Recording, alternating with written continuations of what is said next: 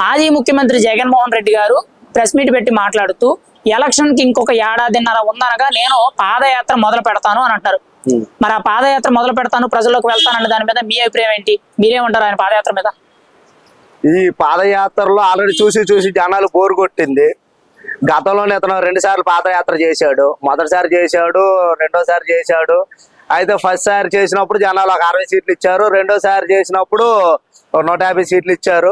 అయితే యాత్ర చేసినప్పుడు ఇతనికి వాళ్ళ నాన్నగారి మీద సానుభూతి, అలాగే అప్పుడు ఒక అవకాశం అన్నాడు, రాజాన్న పుత్రుని అన్నాడు, ఇక ఇవన్నీ చెప్పుకున్నారు. ఇతను అంటే ఏంటో తెలియదు కాబట్టి జనాలు ఒకసారి చూద్దామని ఇచ్చారు.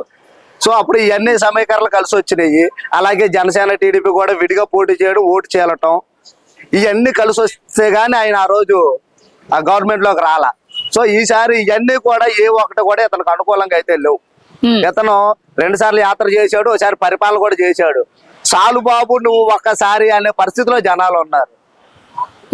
నువ్వు ఇంకొకసారి యాత్ర చేసినా యాత్ర చేయి, నువ్వు చేయాల్సిన జనాలకి యాత్రలు కాదు, నమ్మకాలు కల్పించాలి జనాలకి. నువ్వు ఒక నాయకుడిగా నిరూపించుకోవాలి. ఇప్పుడు పవన్ కళ్యాణ్ అనే వ్యక్తి ఉన్నాడు, 10 సంవత్సరాలు నేను అక్కడ ఏ యాత్ర చేయలేదు, 1-2 రోజులు ఏదో మా సమస్యలు ఉన్న చోట పర్యటించాడు తప్ప నీకులాగా సమస్యలు వదిలేసి నేను గవర్నమెంట్ లోకి వచ్చాక సమస్యలు తీరుస్తాను అనేటువంటి దొంగ యాత్రలు అయితే ఎప్పుడు చేయలేదు. ఆయన ప్రతిపక్షంలో ఉన్నప్పుడు కూడా రైతుల దగ్గరికి వెళ్ళి, కష్టాల్లో ఉన్న రైతుల దగ్గరికి వెళ్ళి ఒక్కొక్క రైతుకి ₹1,00,000 తన సొంత డబ్బులు ఇచ్చాడు.